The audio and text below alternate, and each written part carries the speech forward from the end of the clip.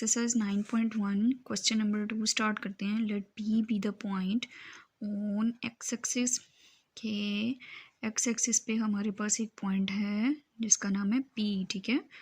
With coordinate x, with x coordinate है ए, ठीक है। उसको हमें ए कोऑर्डिनेट ए दिया हुआ है। And Q be the point on Y axis, और वाई एक्सिस पे एक पॉइंट है उसका नाम है क्यू, ठीक है। वो वाई कोऑर्डिनेट पे उसको बी है उसकी वैल्यू।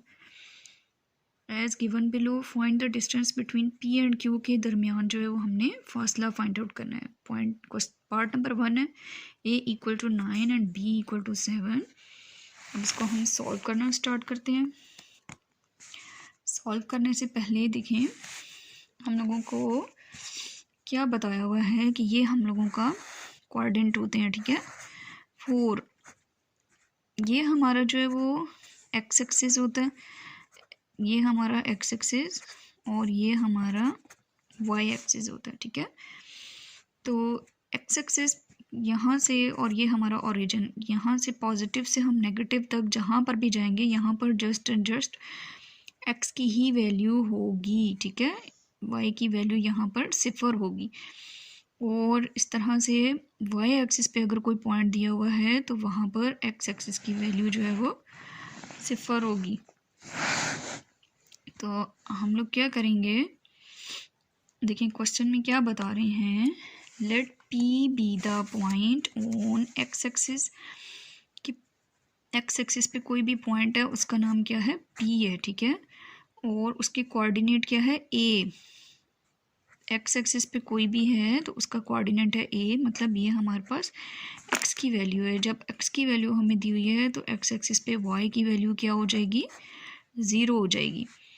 उसके बाद Q be the point on Y axis, Y axis पे बेशक यहाँ पे पॉइंट है, बेशक यहाँ पे है, यहाँ पे है, तो एक पॉइंट क्यू है जिसमें जो है वो क्या कह रहे हैं, वाई कोऑर्डिनेट में बी।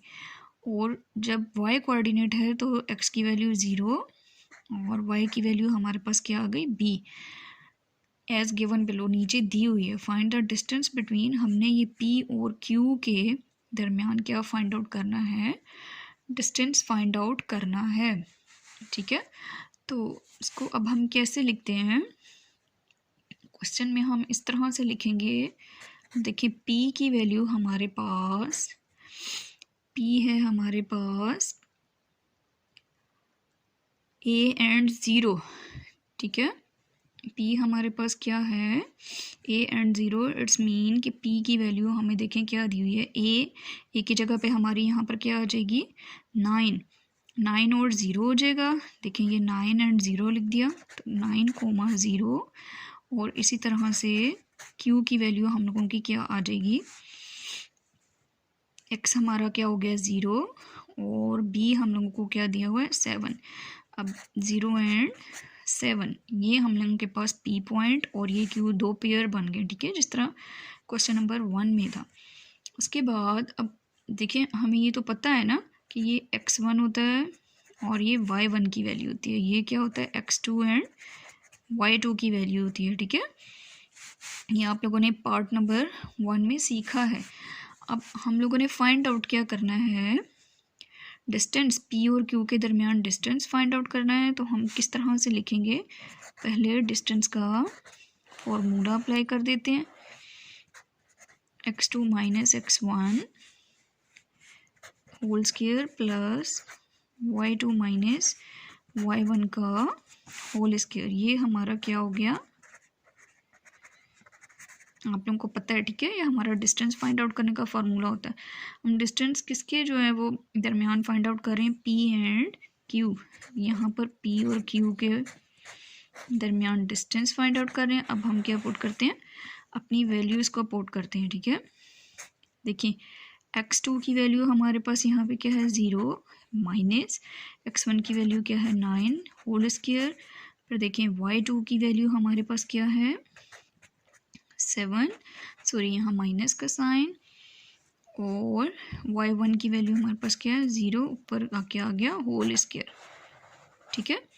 अब देखें ये तो 0 है, माइनस माइनस क्या हो जाता है प्लस, 9 9 जार 81, फिर प्लस का साइन आ गया, ये 0 0 एज इट इज़, तो 7 के ऊपर स्क्वायर है तो 7 7 ज़ार 49, ठीक है। अब देखें 81 में हम लोग 49 को ऐड करेंगे तो 9 में 1 प्लस किया 10, 8 9 10 11 12 13 130।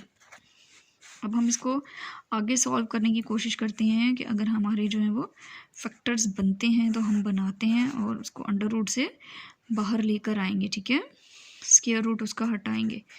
तो देखें 2 6 ज़र 12, 1 यहाँ, 2 5 ज़र 10, आगे ये 2 से नहीं हो सकता, 3 से भी नहीं, 5 1 ज़र 5 5 3 ज़र 15।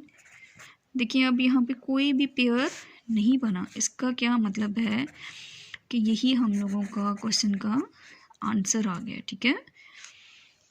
पार्ट नंबर 1 जो है वो हमारा कंप्लीट हो गया।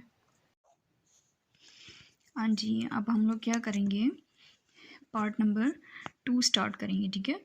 पार्ट नंबर 2 में अब हम लोगों ने क्या देखना है, देखिए पी पॉइंट हम लोगों का क्या बन रहा था, पी पॉइंट में हम लोगों को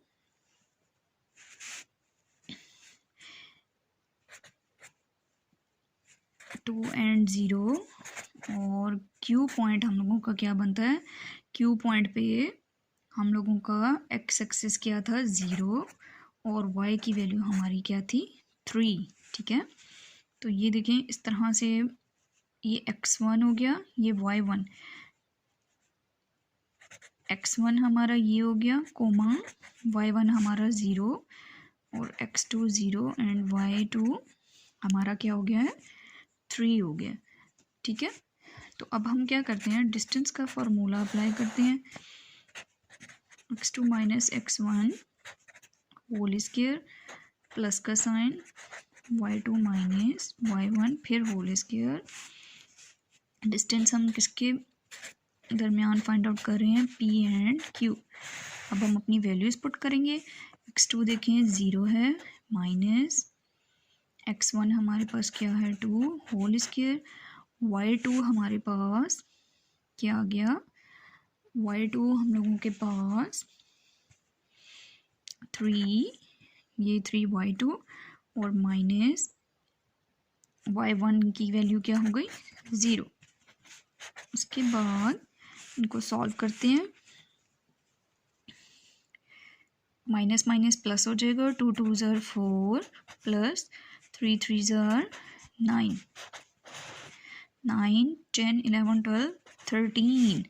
तो P एंड Q के दरमियान जो हमारा फासला आया है वो किसके बराबर आया है 13 के, और ये पार्ट नंबर 2 का हम लोगों का क्या हो गया आंसर हो गया, ठीक है।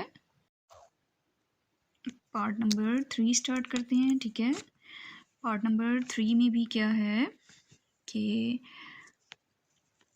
सॉल्यूशन, उसके बाद देखें पी की हम पी का जो है वो वैल्यू लिखते हैं, पी कोऑर्डिनेट लिखते हैं। पी कोऑर्डिनेट क्या है हमारे पास, पी पॉइंट में हमारी ए की वैल्यू थी, ठीक है, और एक्स की वैल्यू थी और वाई हमारा क्या था 0 था। इसी तरह पॉइंट क्यू में हमारे पास क्या था, एक्स हमारा 0 और वाई हमारा क्या था 6। तो इसी तरह से ये हमारा x1, ये हमारा y1, ये हमारा x2 कोमा, ये हमारा y2, ठीक है। ये मैंने आप लोगों को समझाने को लिखा है। पार्ट नंबर 1 जब किया होगा तो आप लोगों को जो है वो पता चल गया होगा कि ये x1 होता है, ये y1, ये x2 और ये y2 होता है, ठीक है। अब हम क्या करते हैं, अपना डिस्टेंस का फॉर्मूला लिखते हैं,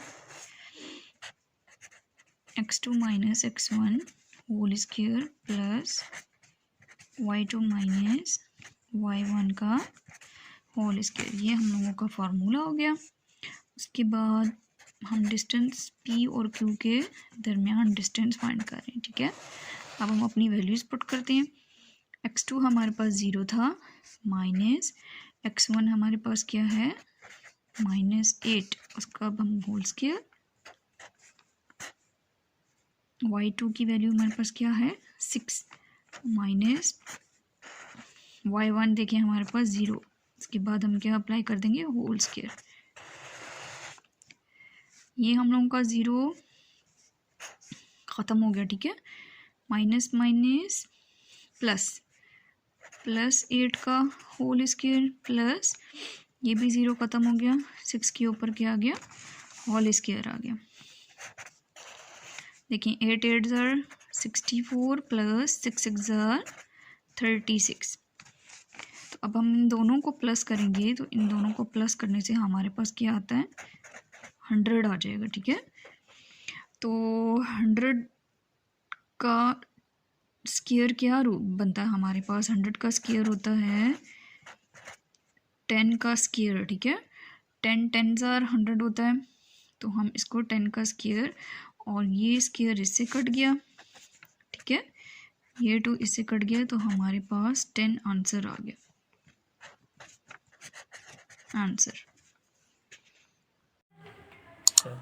सब्सक्राइब करें और बेल दबाएं ताकि कोई सवाल रह न जाए।